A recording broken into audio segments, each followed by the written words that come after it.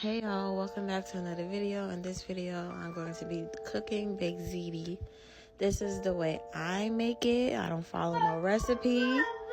So let's get to it. First, you cut up the onions and pepper. I only decided to use the green pepper right there. I don't know why it's that color. That's what my husband bought.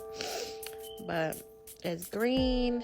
I use, what is that? Regular onions? Yellow? Is it yellow onions? I don't know. I don't know the different colors. But I usually don't use onions or peppers because, look, I'm crying in the video because they be burning my eyes. I hate it. And plus, it just takes too much time preparing the onions. So I just usually just use all the seasonings. But I was like, you know what? Let me use peppers and onions this time. So I'm sauteing the onions and peppers. That's what you got to do first. You can't throw in the meat first and then saute the onions and peppers. You got to do that first. I'm just comforting my baby right there because my husband wants peace and quiet while he plays the game. As you can see, hi Pinky, he's so pretty. Okay, this is where I put the ground beef. Then you just stir it around, mix in the veggies or whatever. Well, the onions and peppers. Oh, my daughter crying. Then boom, stir that in.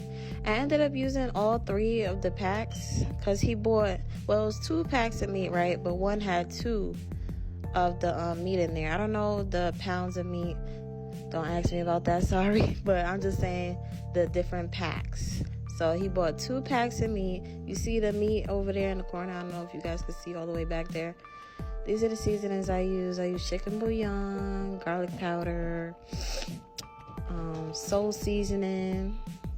Basically, I used the whole goddamn cabinet for this meal. And it was still tasting bland, so I had to keep adding more as I go. Like, I usually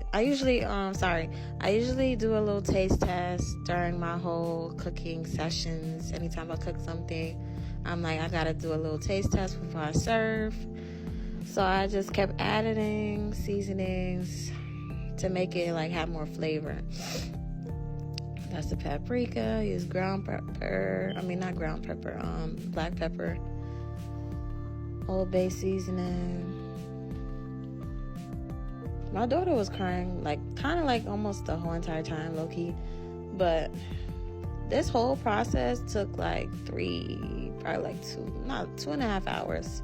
Because, I had to breastfeed her, change her diaper and all of that, calm her down. Make sure I got every seasoning, every ingredient too as well. Didn't want to mess up.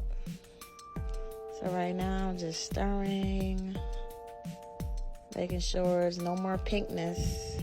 That's how you know it's fully cooked. And do a taste test. Don't be afraid to taste your own food before you start serving people.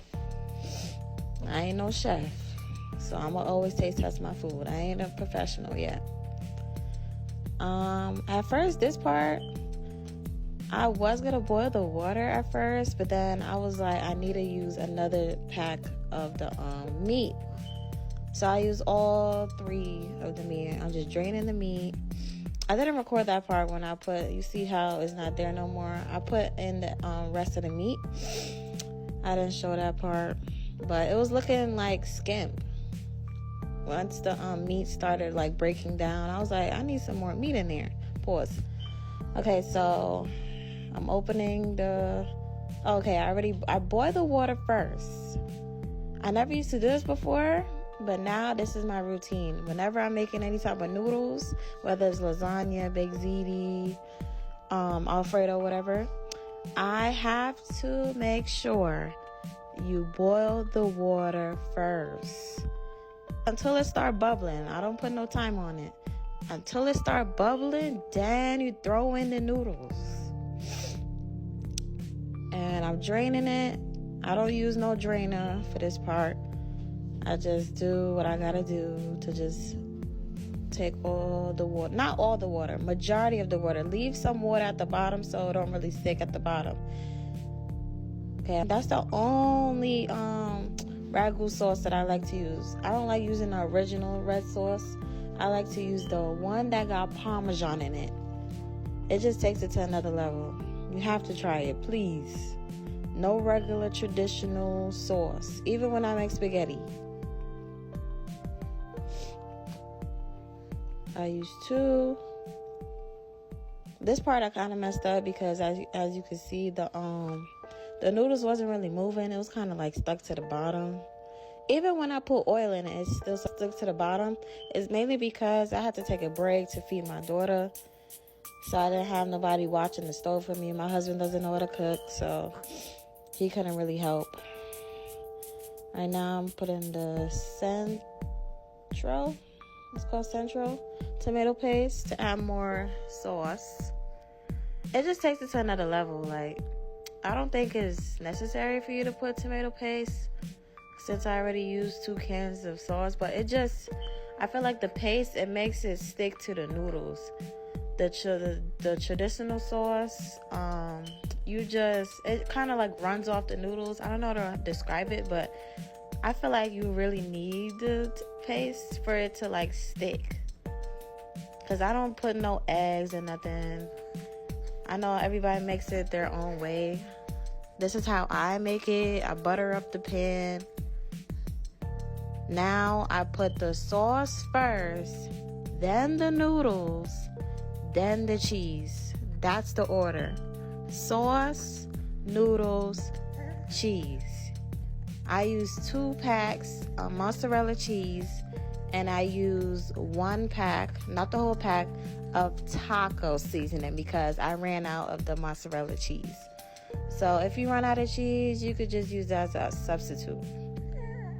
Any other like cheese where it's like, it tastes good, you could add that in there.